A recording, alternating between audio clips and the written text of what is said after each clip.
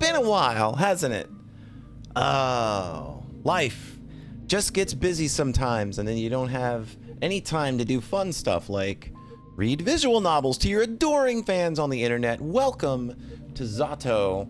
I love the world and everything in it. This one came highly recommended when I was kind of sourcing Blue Sky for things that I could use to kind of jump back in that I haven't seen, and this one got highly recommended by folks that I think know that I'm into more heady, trippy kind of stuff, so I have to imagine that this one is probably going to have a lot in common with stuff like Serial Experiments Lane, which you can already look at this main character and I feel the inspiration is there already, but also it's probably going to go over well if you liked 2236 AD. All I know about this one is that it takes place in the USSR in 1986. It's very heady, as I mentioned. The acronym Z.A.T.O, as far as I know, doesn't mean anything. Z.A.T.O is mostly just a controlled administrative area. So this game likely takes place in some kind of walled off, kind of secured city. And that's really kind of the gist. I go into these things as blind as I can. Let's go. Also, there's probably going to be a lot of Russian in this game, so I apologize in advance for any pronunciations that I completely botch, because it's going to happen. It's going to happen a lot.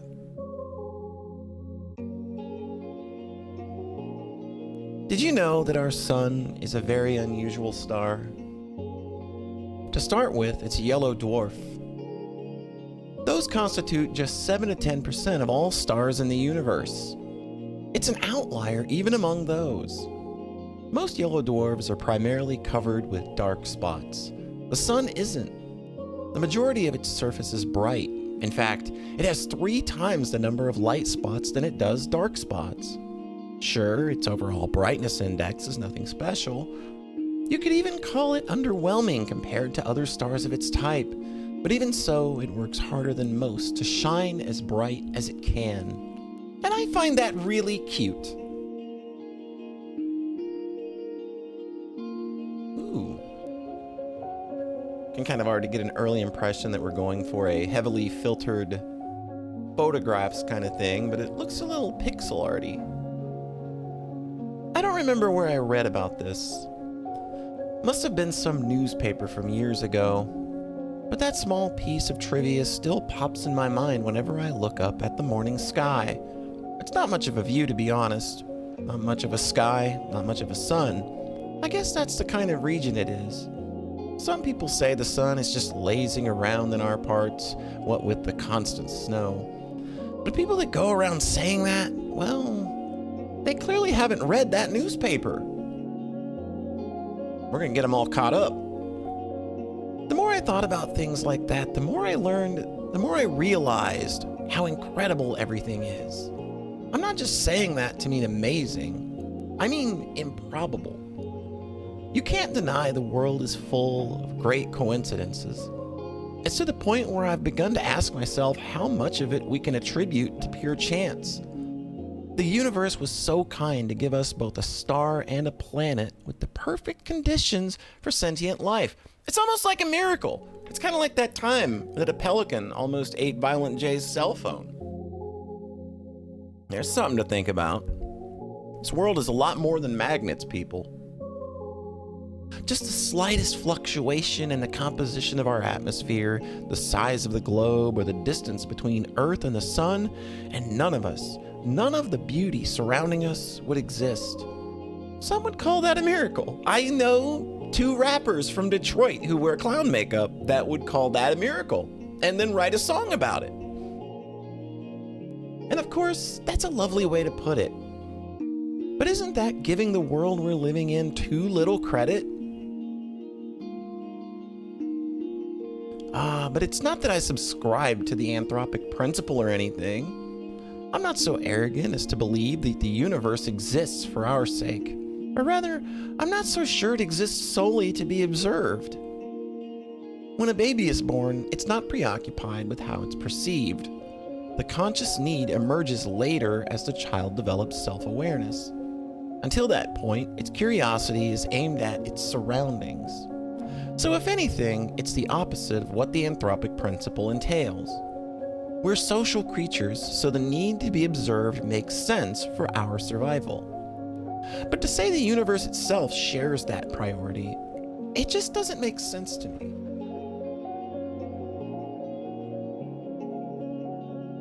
Although you can also think about it this way. A child is curious about the world because it perceives the world as external. But what if the child is the world? What if all that it could ever observe existed within itself? That's kind of like the world. Like a world, if a world was a sentient being that could only observe itself, if there were no sentient life there.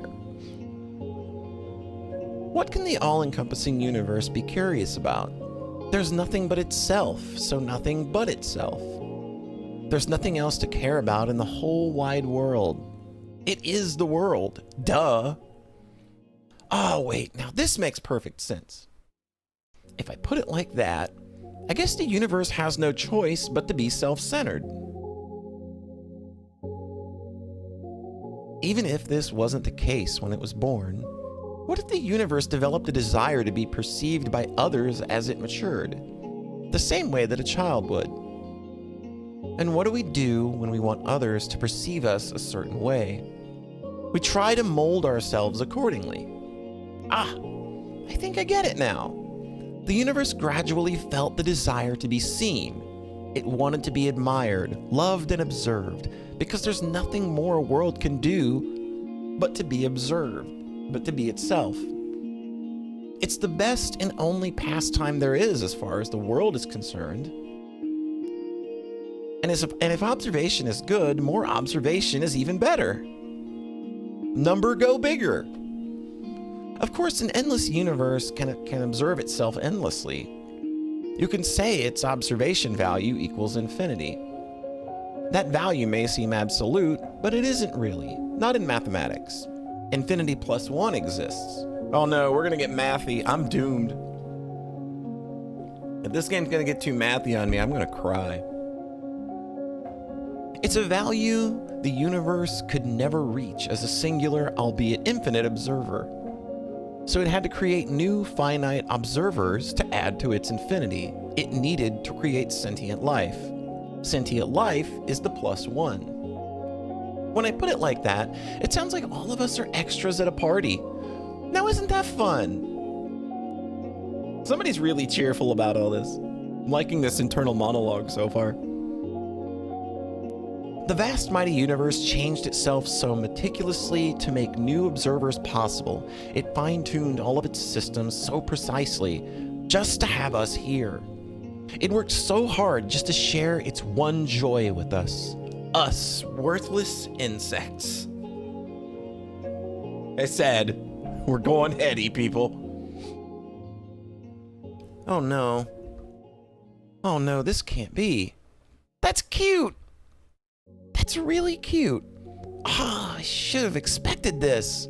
I should have known the infinite universe would be infinitely cute. The world truly is wonderful, wonderful, wonderful. Ira Grachevskia is missing. Huh? I look up from my desk. A low hum runs through the class. Grachevskia? What? Seriously? She's just skipping. She ran off with that one guy. You saw? No, but come on, you know her. She's totally... Silence. The teacher taps her journal on the desk. Ira's parents filed a report yesterday night. They haven't seen her since she left for school. Another round of whispers. The teacher raises her voice. So if any of you have any information that might help in finding Ira, please report it to the teacher's office or the police after class. That is all. On to the lesson. A chair creaks in the back. I'm gonna say this guy's name is probably... I know it looks Vadim, but I'm pretty sure you would say that more like Wadim. Kind of like Wadim. Yeah, we're gonna go with Wadim until I'm corrected, which isn't gonna happen because this is gonna be all completely recorded before it comes out. But feel free to correct me anyway so I can be smarter in the future. Wait, you really expect us to just study like normal after hearing that? Yeah, we're shocked, you know. We're worried sick. Seriously, our classmate's missing. Our friend, our Irochka. The room fills with repulsive giggles. Okay, yeah, you can tell this guy. You can already look at this guy and be like, all right, you're the dickhead, aren't you? Cut it out. Garen, sit back down. The teacher's voice sounds just as dry as it did when she broke the news. She turns toward the blackboard to write down the date. We all know the situation will probably resolve itself just fine. So let's not act dramatic. If you have anything valuable to say, I'll be happy to hear it in the office. She puts the chalk down and begins the lesson. It's December 19th. A bird flies past the window. In December? I mean, this is not weird that there are birds just kind of hanging around in December. And there are icy winter birds even where I'm at. But this is super cold. We're in Russia. They get super cold there. Disappearance. Give me a break. Aren't you supposed to wait 3 days or something? That's a myth. You can file a missing report whenever, especially if it's a kid.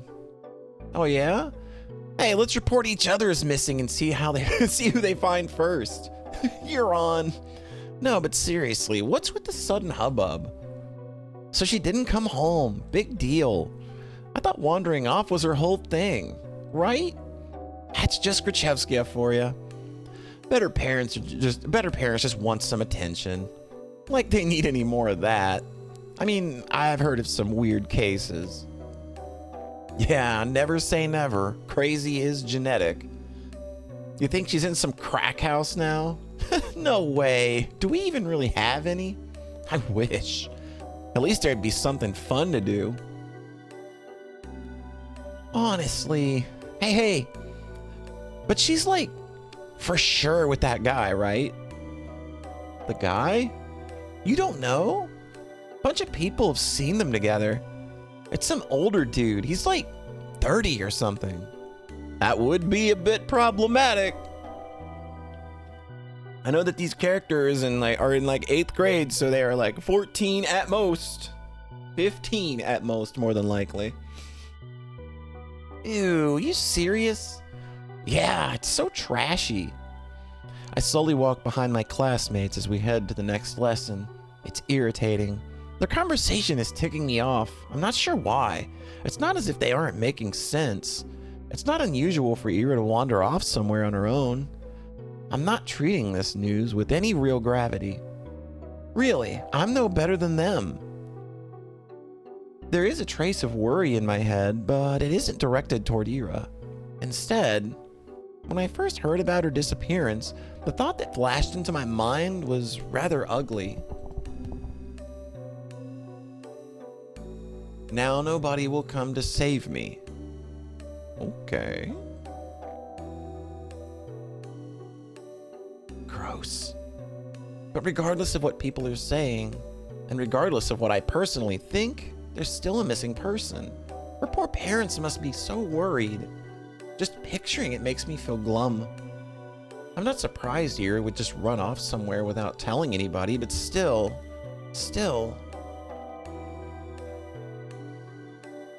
It's not like we've ever been friends. It would be stranger if I acted all torn up about it, right? She's just that kind of person. Always getting herself in trouble, always hanging out in places she's not supposed to be at. They're right. This wouldn't be the first time Ira left for God knows where. But is it really true? The stuff they said about that older man? I've never even heard anything like that. Even though this whole time, I suppose it's plausible knowing how some girls are. Even so, I'd never have thought Ira would be the type to be love struck like that. Love struck, huh? When I put it that way, then it's almost definitely cute. As a way of kind of recontextualizing things here. The universe is cute. Somebody running off and, you know, an underage girl running off with a much older man. It's kind of cute. It's romantic, right? Era and love. Forbidden love, too. Wow, I'd never have guessed. I never took that girl for a romantic. But she is a girl at the end of the day. And she does like those types of books. So perhaps she was planning to elope all along. Ah, crap. It's all so complicated. I'm really torn on this. I really am. On one hand, it's super romantic. Such beautiful young love with no regard for what anyone thinks. It's so incredible. It's incredibly cute. But on the other hand, I'm really sad. It's selfish and it's dumb, but if Ira is really gone, it's like I've got nothing to hope for anymore. Okay.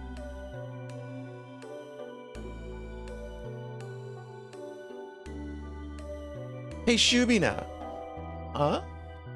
You know anything about this? No? Why would I? Well, you two were pretty close, right? Their whole group chuckles.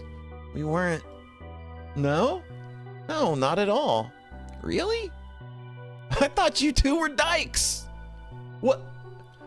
They all erupt in laughter. We weren't. We didn't even talk. What do you dumbass? Grachevsky is screwing the old guy. She ain't like that. I don't know. Some chicks swing both ways. You never know these days. It's... Look at her face. Chill out, Shubina. We're just kidding. Jeez. Why are you getting so scared anyway?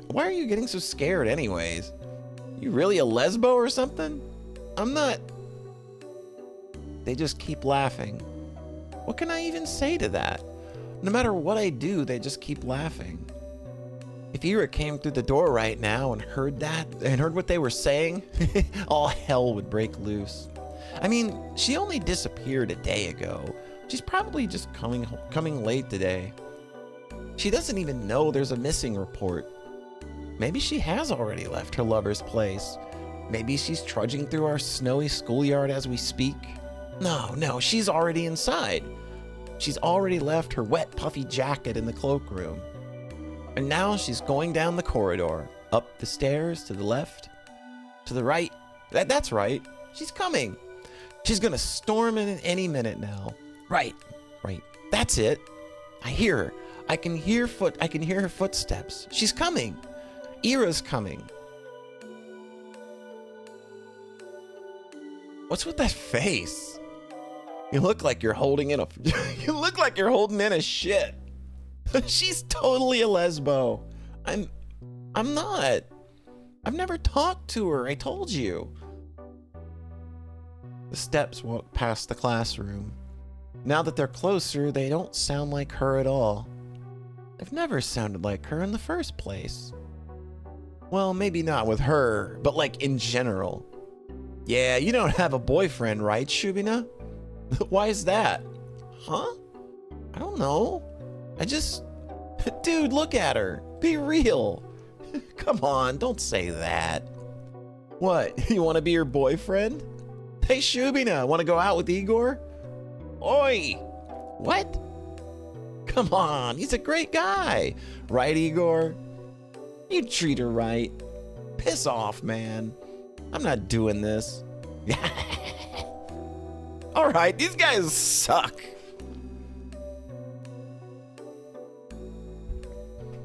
I bite my tongue. There I go again. Bad habit. It's not like it works anyway, so why do I keep doing it? I plop down at my desk and start mindlessly flipping through the textbook. I need to stop indulging fantasies like that. It just makes me feel stupid every time. If Ira came in through that door and beat them up right then and there, would it really help my case? They'd probably keep saying those same things behind her back and to my face. I guess it really would be for the worse. Yeah, I shouldn't have wished for that. If Ira saw that, it would just add fuel to the fire. So it's a good thing that she didn't interfere. It's a good thing. It's a really good thing. least these guys don't bother me for the rest of the day. Everyone's too preoccupied with gossip. I can't focus on studying either. I keep thinking. The last time I saw Ira, the teacher says her parents saw her leaving in the morning, but she didn't show up to class. That part's nothing new. Ira has always had a bad attendance record, so I assume she skipped as usual and went to see that man they talked about. Did she go to him right away? Because in that case yesterday evening... Oh! Go home, Asya. Okay, so I'm assuming she had to have seen her yesterday evening then? The teacher's office, was it? I'm kind of scared of going straight to the police, but I should probably report that. Not sure if it'll be of any help. And for some reason, the idea of telling anyone what I saw, something about it doesn't sit right with me. But there's no logical reason for that. I need to get over myself. Sure, she's probably fine. I know that. Freaking everyone knows that. But if she's not, well, I'm gonna report it big time. Oh, but I might also be tearing star-crossed lovers apart. If Ira really ran away to be with someone that she cares about so deeply, away from society's ridicule, would it really be right to ruin it? Crap. I have to admit, I'm also a little judgmental. I mean, it's really beautiful. I do believe that judging love like that is ugly, ugly, ugly.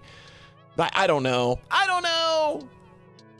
But you're also a teenager, so you probably see the romantic aspects of this. It's very wistful. But whenever I start to consider it closely, I just can't brush off how much older that man is. I just can't. Ugh, I'm really no better than the rest. Wait, that's it. So that's why I don't want to tell anyone about what I saw. It must be the good in me screaming, don't ruin their good fortune. They're probably so happy together right now. It's none of your business. Gosh, yes, that must be it. That explains everything. Should I follow my heart then? Should I keep silent? It's not as if what I had seen will make any difference. It was kind of inconsequential. There's no point in telling anyone about it at all. It's not the kind of information that points to any particular location or culprit. Not that there is one. So let's keep silent and everyone will be happy. I'll be happy, the good irrational me will be happy, and the cold reasonable me will be happy as well. Okay.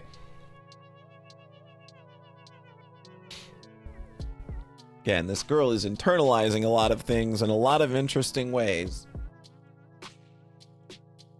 Good job, Asya. You solved it. Ah, it sure is nice to have a clean conscience. Well, no need to loaf around here any longer. Guess I better head home. Counterpoint! Counterpoint. What if, and bear with me here, what if Ira is actually missing?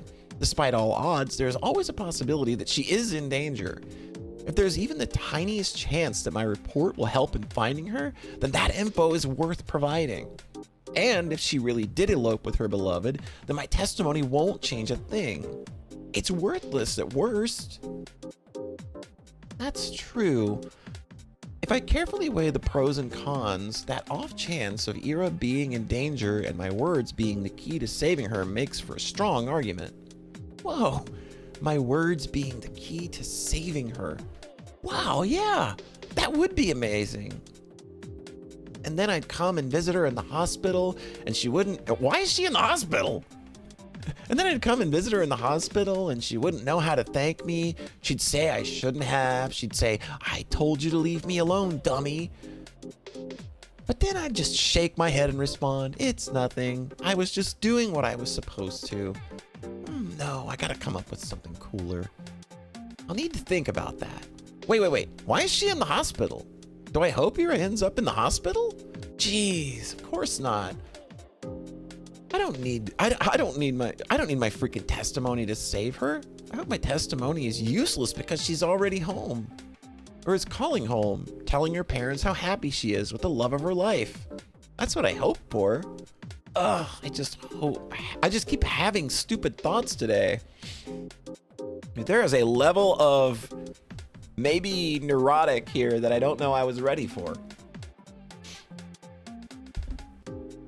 At least I know what I should do now. I've made my decision. I'm going to the teacher's office. Where was it again? I doubt they expect anyone to come. I'll probably look kind of silly. Wouldn't be the first time. Well, who cares?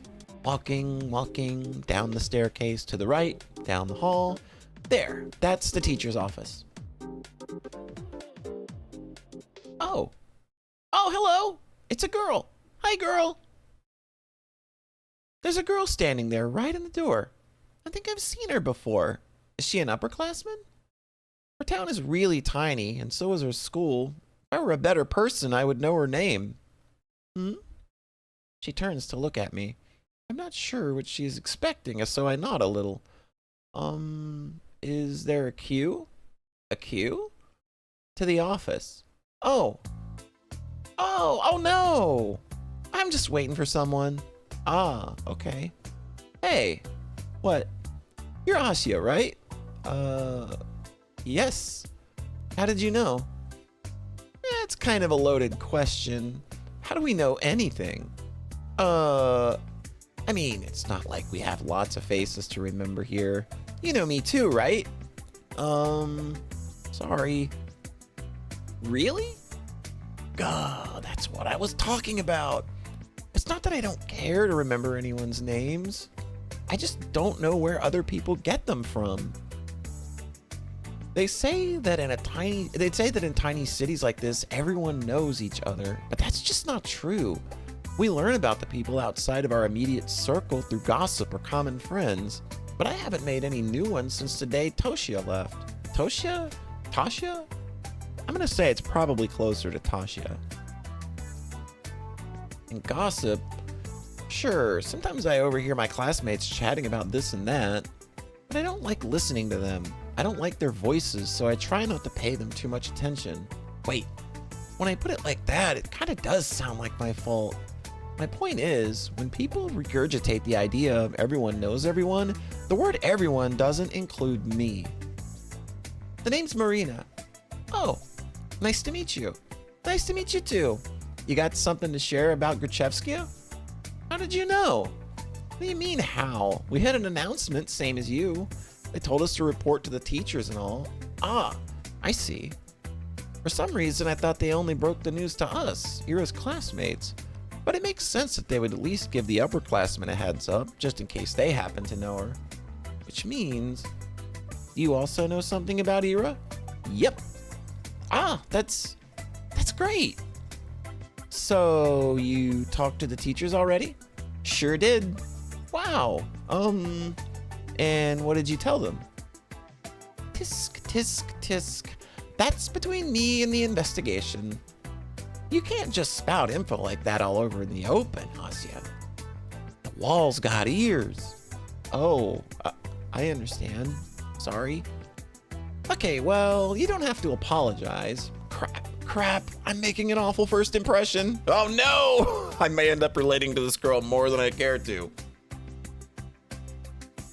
Girl, I mean, we already know that this girl is very neurotic in some way and overthinking literally every single interaction. You're one of those people that 30 minutes after a conversation, you think, holy crap, I shouldn't have said that. Even though it was something completely innocuous, I think we're all gonna be in for a very uncomfortable time.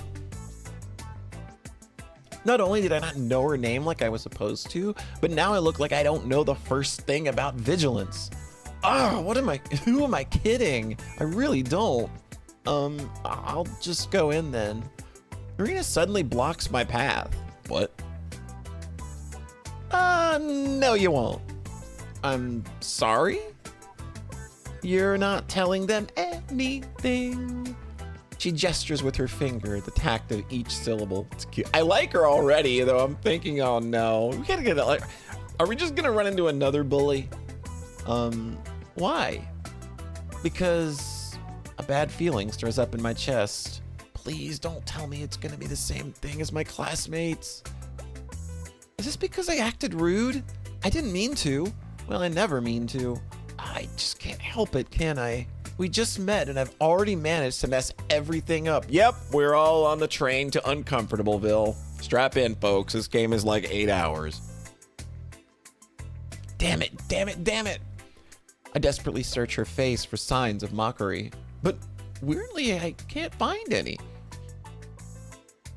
I've been waiting for you. Huh? Surprised?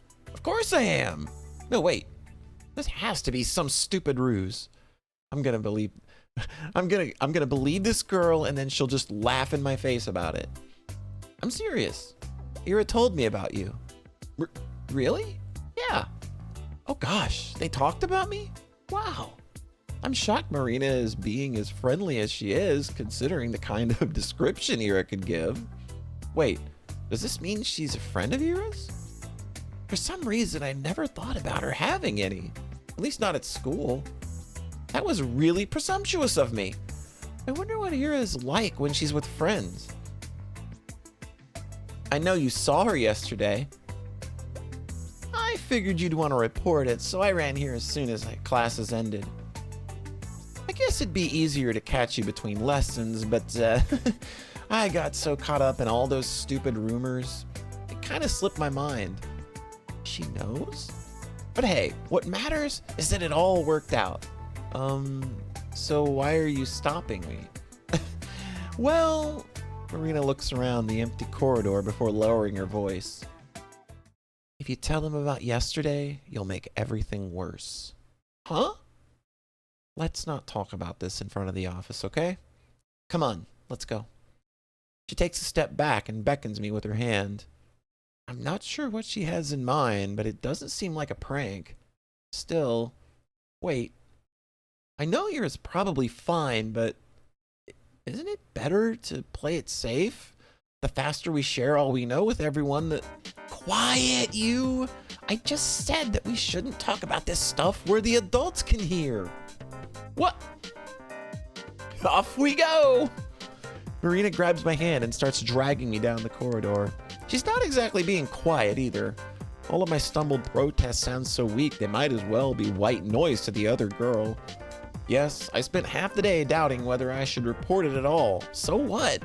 I carefully examined my options and came to my own conclusions. I deserve to see it through.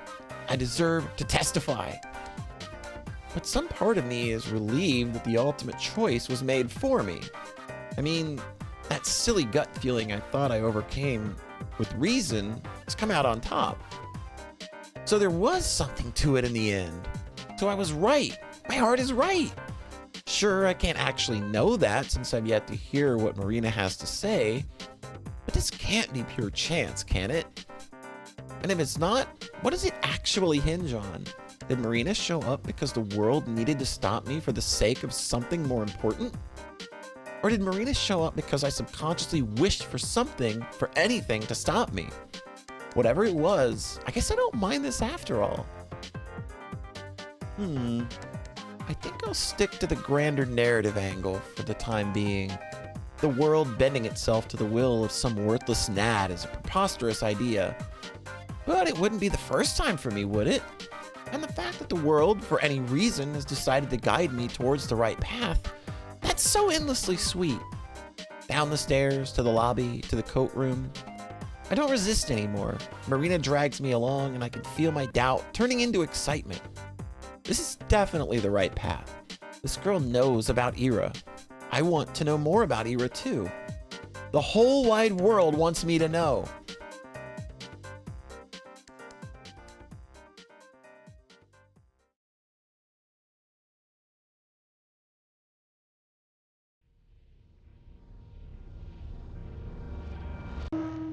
All right, late title drop. Title drop 35 minutes in. Perfect. Episode 1, Ira.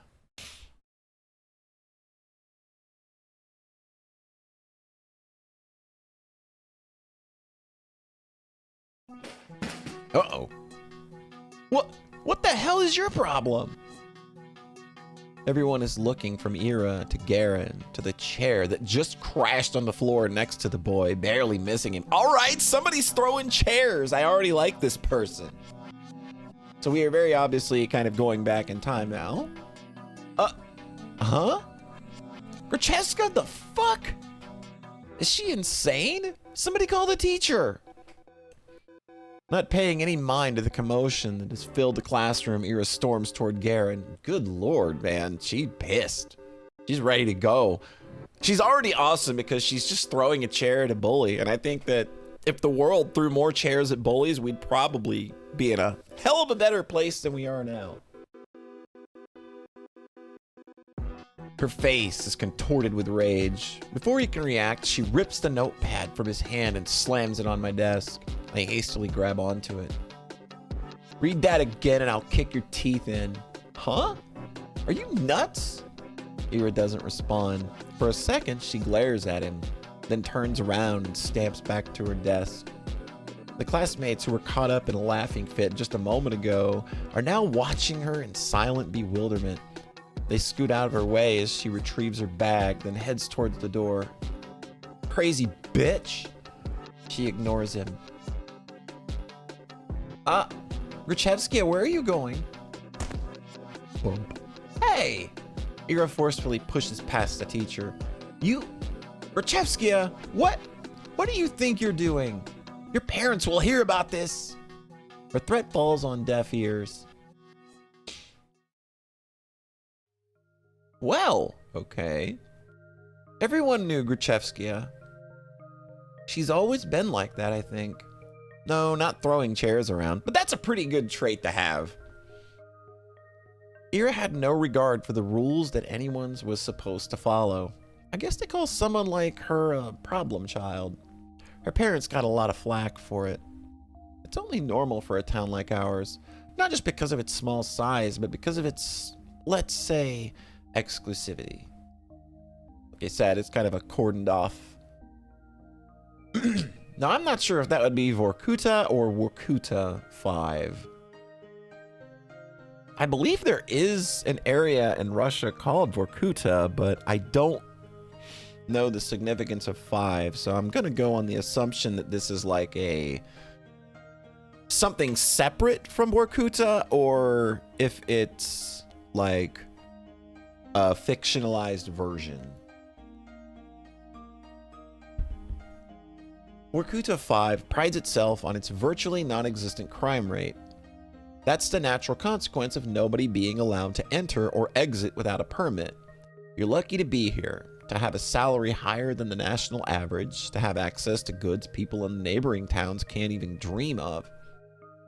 Few get afforded such a privilege. Last time I checked, our population hadn't even hit 6,000. Oh, cool. She has no face. I wonder if this is maybe indicative of her having that issue where she doesn't see people's faces. I don't know. I don't know how that would play into this at all, but it's interesting that they would kind of present her in this way. So when someone like Ira appears on the tiny society's radar, she's not just seen as a delinquent.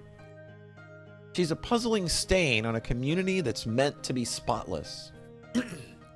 Like a weed that sprouted in a painstakingly maintained flower garden. Of course, it's not as if she had appeared out of thin air. It's all in the family, they say. The blame falls on the people responsible, that is, on Ira's parents. And questions begin to arise. Why is Grachevski's daughter behaving like this? Is there trouble at home? Do they believe that this is acceptable? Did they not teach her discipline? Do they not understand how fortunate they are? They've been granted so much, yet they can't do the bare minimum in raising their own child? Do they really want to be here? Do we want them to be here? I've heard a lot of talks like that. I've heard more after Ira threw the chair at Garen. I didn't get why. Everyone was just having fun. Yeah, you know, just throwing chairs at somebody who was likely bullying you. It's all just fun. And it was my fault for bringing the notebook anyway. I was hoping to write a little in the library once school was done, but my bag slipped and all of the contents scattered on the floor. Of course they would get curious about it. Of course they'd want to read the silly things I wrote. It's not a big deal. It's not like I've ever taken poetry or drawing very seriously. Those are just fun distractions, nothing more. If people laugh, well, what's it matter to me? I couldn't wrap my head around it. I couldn't, but I still wanted to thank Ira somehow. She rarely shows up to school, and even when she does, she can just leave at random. I couldn't get a hold of her for a long time because of that. Well, that, and I was really scared. Ira never as much as looked at me. Even when she lashed out at Garen, it was like I wasn't even there. But 2 weeks after the incident, it finally happened. We crossed paths. I went to the bathroom during some lesson. I think it was math. That's the class I would be ducking my ass out of. I came in through the door. Oh no, she's super cool. And you know she's super cool because she smokes. And they know what they say about cigarettes. Cigarettes can kill you, but if they don't, they make you stronger. So this girl, putting in work. She's putting in the work. She's putting in reps. She's getting swole. And there she was, blowing white smoke through the half-open window. I didn't even know she was at school. Oh, hi. Ira shot me a disinterested look. Hi. I awkwardly scuttled past her to one of the stalls. After closing the door, I realized I was so nervous I couldn't do my business. So I just sat there thinking about how I should approach her. It's not like I had some long conversation or formalities in mind. I just wanted to say thanks, in theory. It should have been that way. But wouldn't that make me look like a weirdo too? Assuming she did all of that for me? That would just make me look self-centered. I had no idea how much time had passed while I was in the stall. Maybe 5 minutes, maybe 20 seconds. But when I heard what sounded like her getting off of the windowsill, I swung open the door. Wait! Huh? I froze up. She stood next to the window, bag in hand. The cold draft wafted through her hair. I had to say something. I got this rare chance. The world gave me this rare chance to tell her what I wanted. But what am I supposed to say? Thank you? I just tumbled out of a toilet stall. What? She raised an eyebrow. I just stood there with my mouth helplessly open as if I had just gone mute, as if every word in the Russian dictionary got wiped from my brain. Whatever. No, wait, please. I took a step towards her and she jolted away as if I were a leper. I didn't know what I should say or ask. I just know I had to say something, even if it was the first thing that popped to mind. Waffles! I'm having waffles after I record this. The only reason. Waffles, what's the reason? The first thing came to mind. What? What the hell do you want? Isn't it cold? Huh? The windowsill.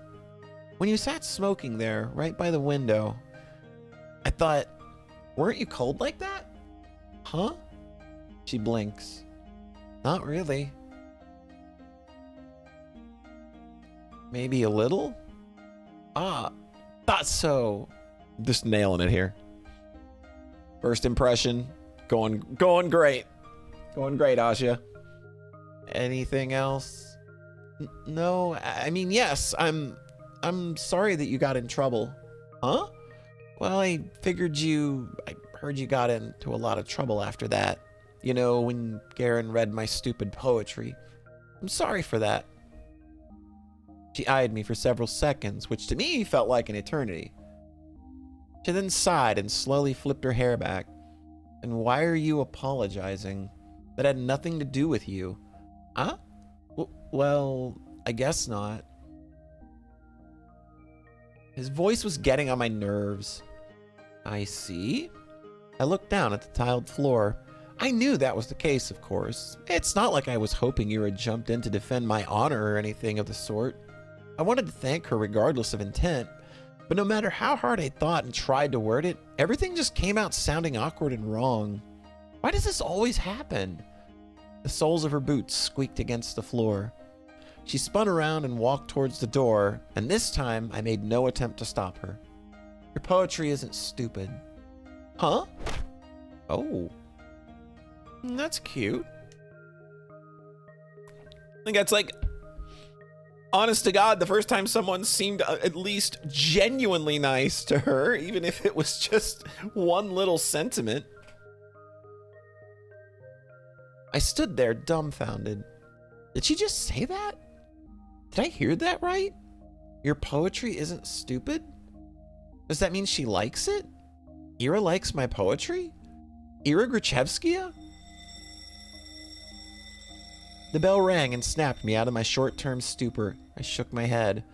Right, I needed to get back to the classroom. I doubted Ira was going to be at the next lesson. I washed my hands from nothing in particular.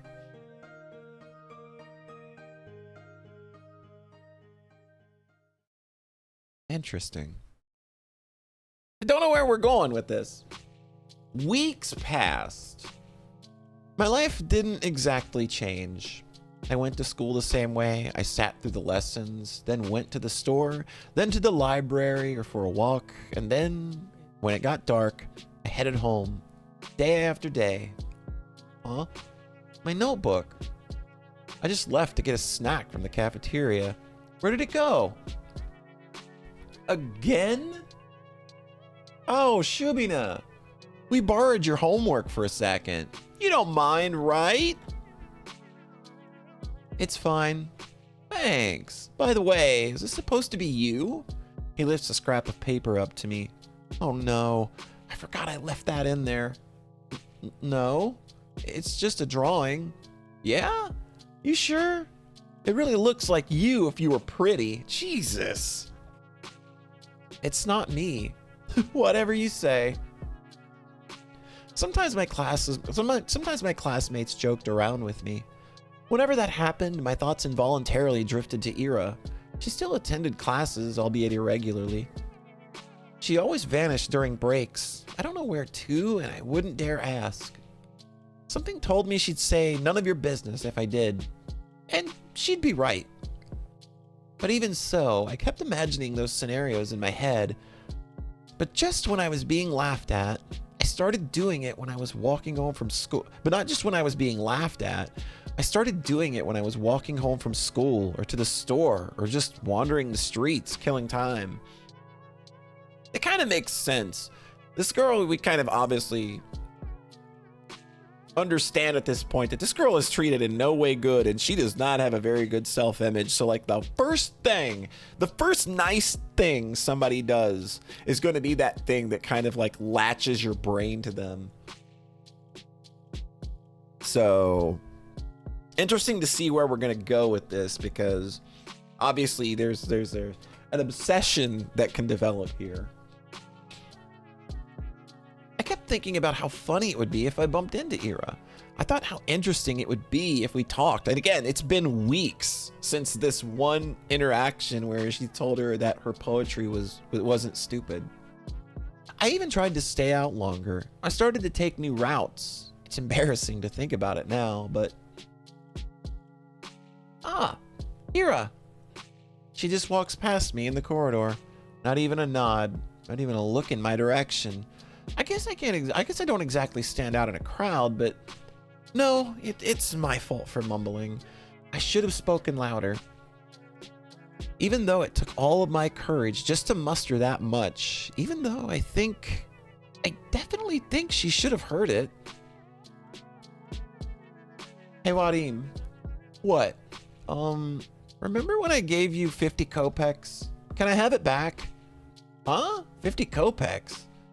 When was that again? Last Friday. Jesus, you remember things like that? Can I have it back? Man, I don't even remember taking it. You sure you're not making this up? Maybe you gave it to someone else. No, it was you. Jeez, I don't freaking know. It's half a ruble, Shabina. Who gives a shit? Yeah, why do you care so much? So petty. You probably just lost it or something. My eyes keep snapping to the doorway. It's empty, of course. What am I waiting for? Even if she showed up, what would she do? Mug him in front of everyone? That would be really funny. And cute. Hey, stop thinking that. Maybe he really did forget. Who knows? I really shouldn't be upset. It's not that much. You could go grocery shopping with that, but it's not the end of the world. I'm not exactly starving. Lately, I've been eating too much junk anyways. Yeah, maybe if I eat less of this stuff, my skin will clear up. That would be nice. Aja, you don't use makeup at all, right? No, I don't. Oh, actually, yeah, like she's kind of like. I thought that these little marks on her face were maybe like spots on my monitor because I was gonna clean my monitor after recording, but now that I look closer, it's like she does have some little blemishes that probably a little self-conscious about. No, I don't. We're not allowed to, though. What are you saying? They allowed it last year. Really? Nobody's gonna send you home for it. Oh, well, that's good, I guess. These girls rarely talk to me. They're usually pretty nice, though. I bet they're not. I bet they're not. These girls rarely talk to you, and this is gonna go bad real quick. At least when they're not joking along with the guys. I think one of them likes Vadim. She laughs a lot whenever he says anything to me. I suppose we have very different senses of humor. But you never tried it before, yeah? Makeup? No, never. Seriously? You're like 15 already. 14. Same thing. You gotta learn to do it at some point, especially with that complexion. Well, I'm not really... Hey, how about we help you out? Huh? Yeah. Oh, no. No, this isn't gonna go good. This is a terrible idea. Asia, please, no. Just some light makeup. You'll see what it's like. I don't know. Come on, it's gonna be fun. Yeah, you're gonna love it. All right, but... Yay! Come here, then. I don't think people do unpleasant things on purpose. Nobody wakes up in the morning with the goal to make somebody feel bad. Man, hard fucking disagree here. It's gonna be about 20 years, but you're gonna see Twitter. Asia, you're gonna see Twitter in 20 years, and you're gonna think back on this moment when you were a bright-eyed teenager with some crazy optimism, and you're gonna go, good Lord, what was I thinking? I really believe that. If someone is doing something hurtful, they don't fully understand it. So I shouldn't wish bad things on people who don't really know they're being mean. I shouldn't wish for Ira to appear and interrupt them, or to scream at them, or to punish them, or anything. I can still hear everyone laughing as I run out to the corridor. I'm covering my face. I don't need any teachers seeing me like that. At least the toilet's close, so I can wash this mess off quickly. Huh? I should stop falling for all these pranks, but... Sorry. I lift my face without thinking. Oh no. What the hell? Ira jerks away from me. I can't blame her. I must look like an insane person. Yeah, I look awful. God, I can't handle her looking at me like that. I'm sorry. Huh? I run past her. Run, run, run. I just need to get to the restroom. I just need to wash it off.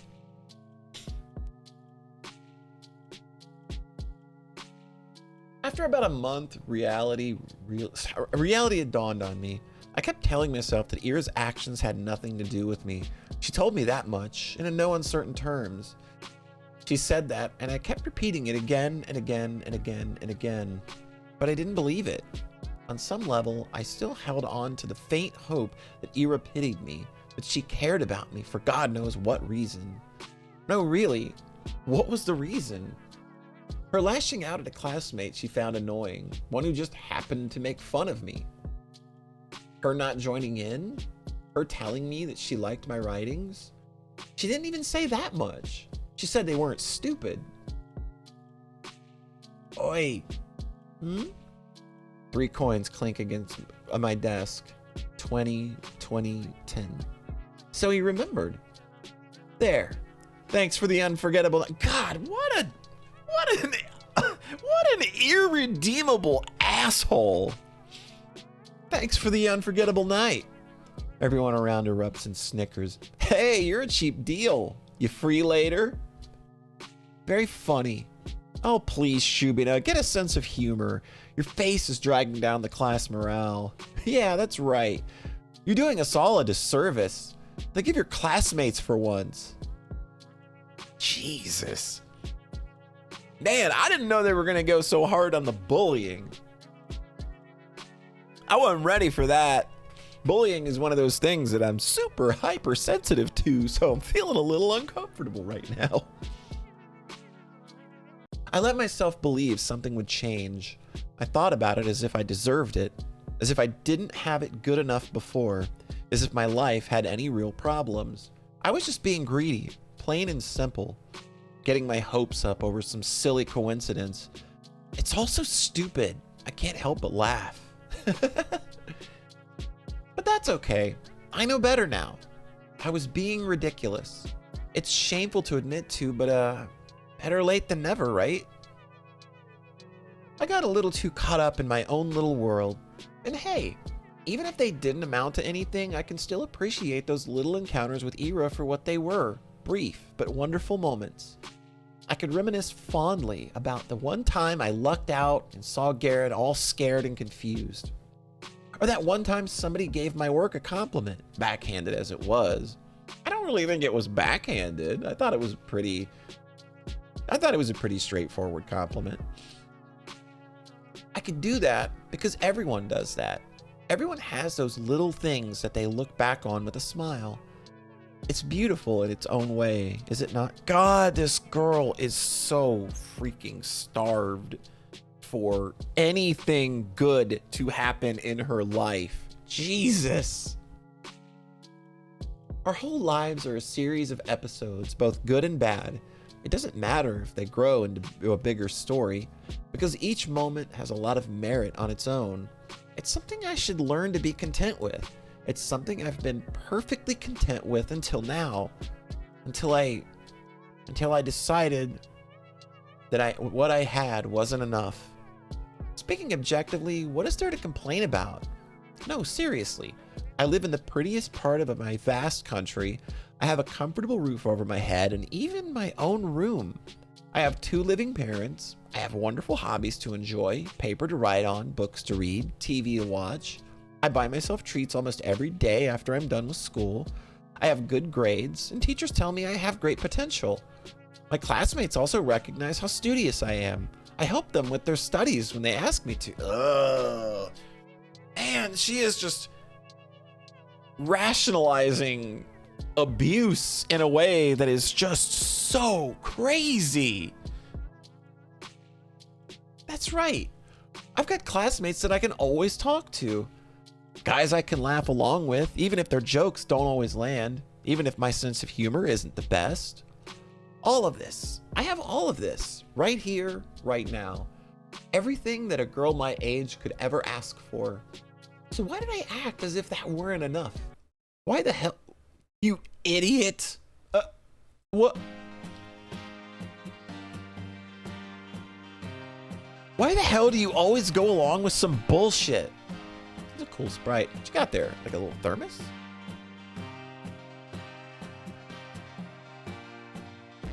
I'm so... Ira looks like she's gonna slap me, but instead swipes her boot against a snow hill. She then turns to me and starts roughly swiping clumps of snow stuck to my coat. My whole body feels slightly numb. When I start to speak, my voice comes out weaker than expected. Ira, How did you know I was here? Doesn't matter. I heard the asshole Garen giggling about it. Can you stand? Yeah. I clumsily get up. My limbs feel rigid. I know you shouldn't sit on concrete when it's cold. I wouldn't normally.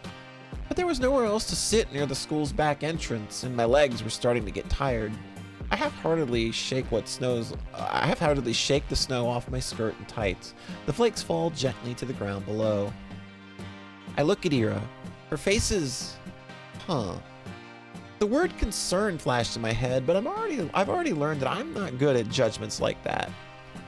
I shouldn't be presumptuous. It's a bad habit of mine. I shouldn't flatter myself. I shouldn't.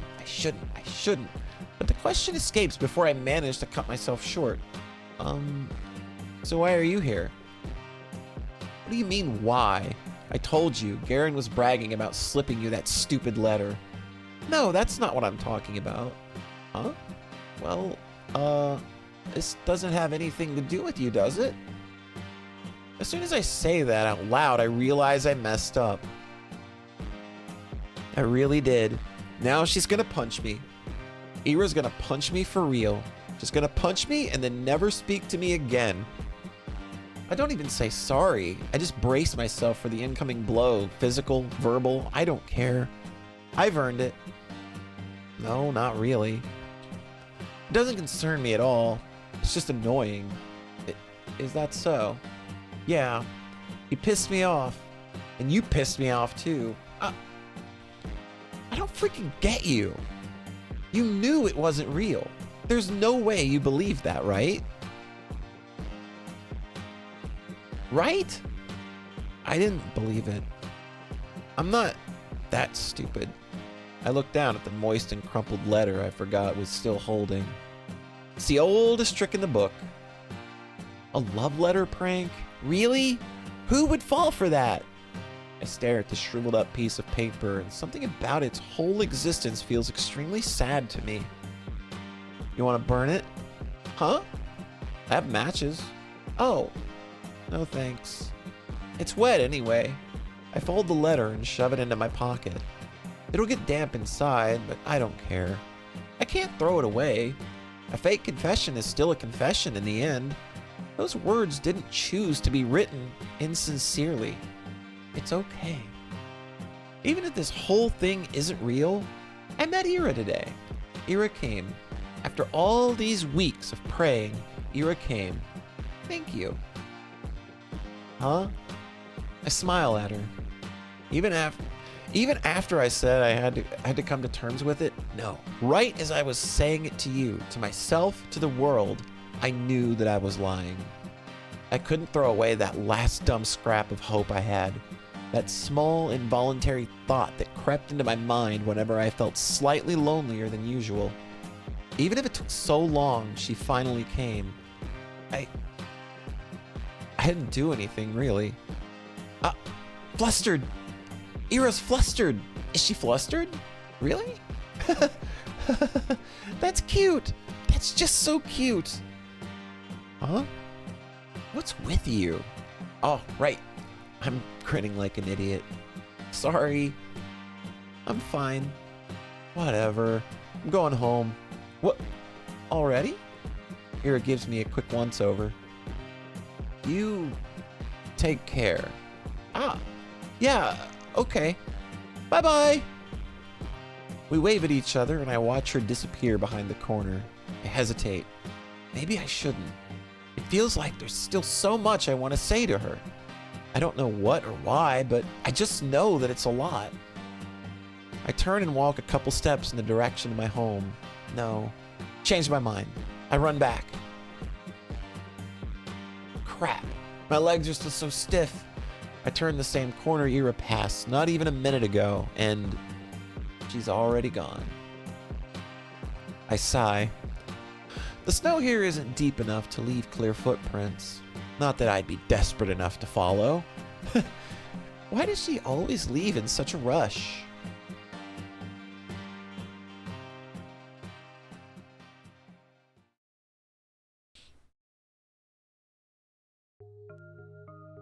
All right.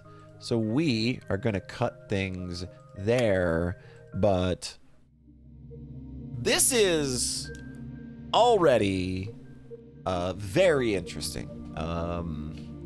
From the opening monologue and the look that we are getting into this girl's mentality to her interactions with everybody, it's